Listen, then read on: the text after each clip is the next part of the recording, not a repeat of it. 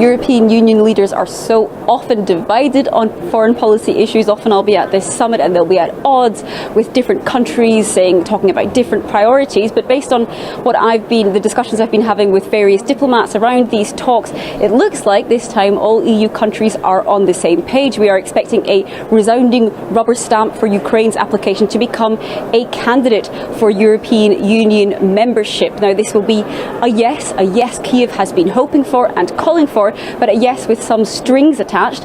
First of all, the European Commission, which is the bloc's executive, says Ukraine still has some work to do, some significant reforms to undertake, including curbs on corruption and efforts to try and improve rule of law standards. Secondly, becoming a candidate does not mean becoming a full member of the European Union. That's something which can take years, if not decades, something which Albania knows all too well. It became a candidate country 8 years ago, North Macedonia long before that. And here's what Albanian Prime Minister Edi Rama had to say on his way into a separate set of talks here in Brussels earlier today.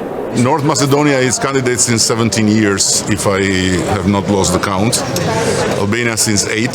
So welcome to Ukraine.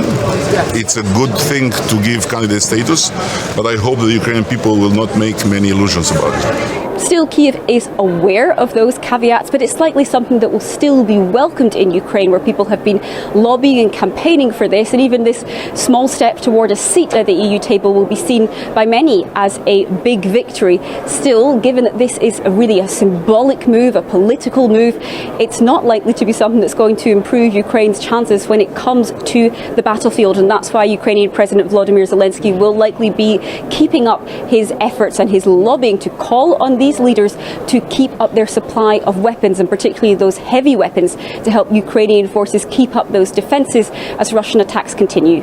Rosie Burchard, SABC News, Brussels.